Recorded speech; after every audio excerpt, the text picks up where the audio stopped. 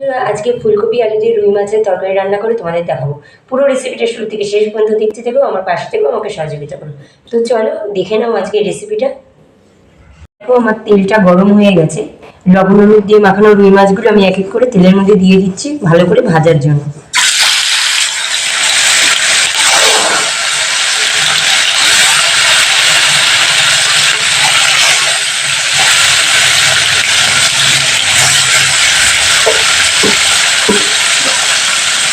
মাছগুলো এবার তেলের মধ্যে আমি একটু ঠিকঠাকভাবে বসিয়ে দিচ্ছি।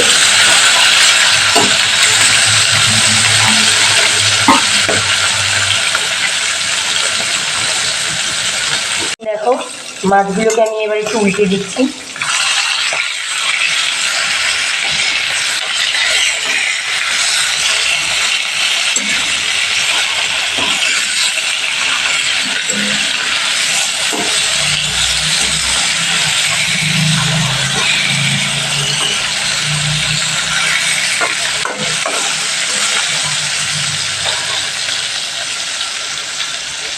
এবার মাছগুলোকে আমি আবার একটু উল্টে দিচ্ছি।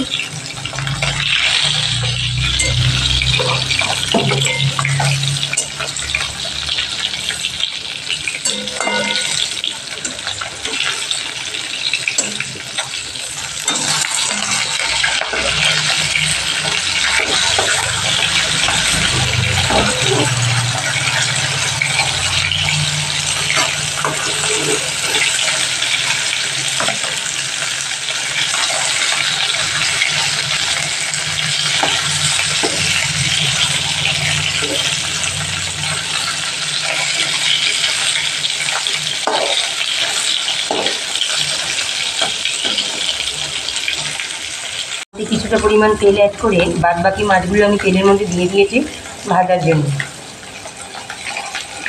মাছগুলোকে আমি এবার উল্টে দিচ্ছি।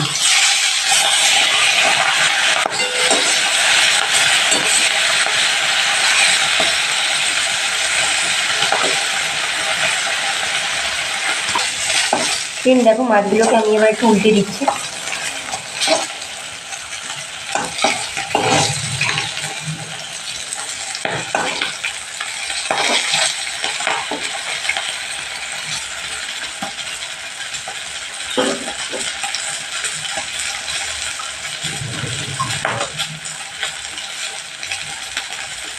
ভাজা হয়ে গেছে, এবার মাছগুলো আমি এক এক করে তুলে নিচ্ছি।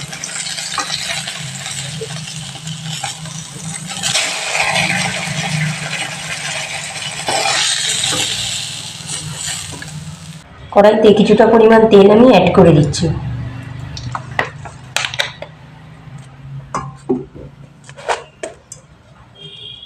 তেলের মধ্যে আমি গোটা জিরে ফোড়ন দিয়ে দিলাম।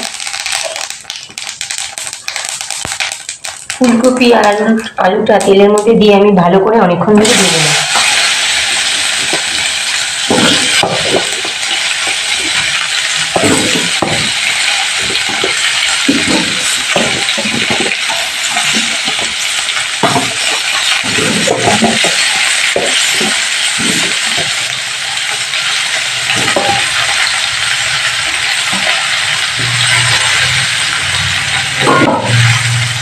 ফুলকপি আলুটা তেলের মধ্যে একটু ভালো করে নেড়ে নিয়ে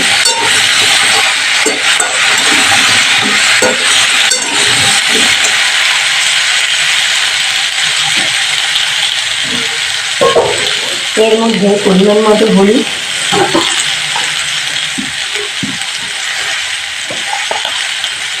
পরিমাণ মতো লবণ অ্যাড করে দিলাম।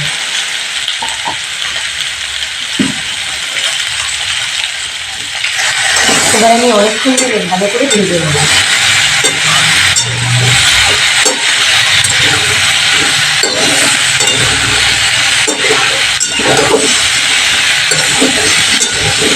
দেখো ফুলকপি আর আলুটা আমার ভাজা হয়ে গেছে। এবার বাটা মশলার মধ্যে আদা আর লঙ্কাটা বেটে নিয়েছি, আর গুঁড়ো মশলার মধ্যে জিরে গুঁড়ো আর লঙ্কা গুঁড়োটা অ্যাড করে নিয়েছি। এবার মশলাটা আমি এর মধ্যে অ্যাড করে দেবো।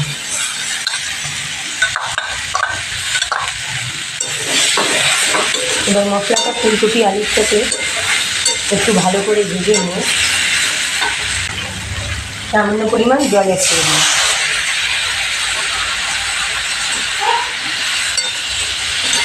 এবার আমি ফুলকপি আলুটাকে অনেকক্ষণ ধরে ভালো করে মশলার সাথে কষিয়ে নিই। সামান্য পরিমাণ লবণ অ্যাড করে দিলাম।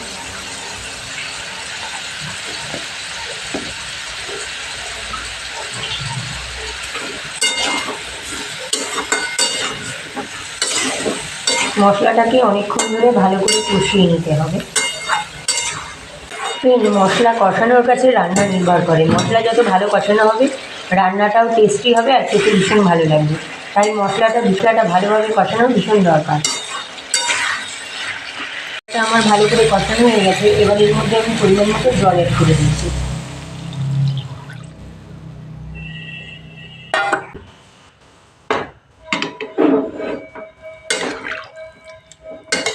এবার আমি একটু ভালো করে নেড়ে নিচ্ছি।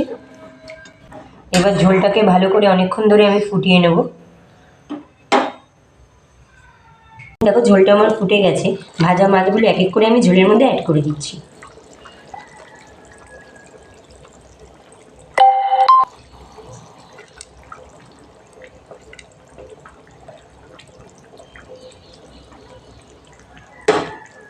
ঝোলটা আমার ফুটে উঠেছে। এর মধ্যে লবণ ঝাল সব কিছু একদম পারফেক্ট আছে।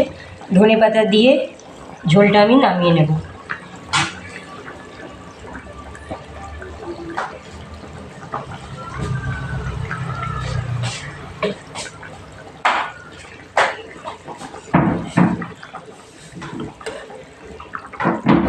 এবার ঝোলটাকে আমি নামিয়ে নিচ্ছি। এবারে আমি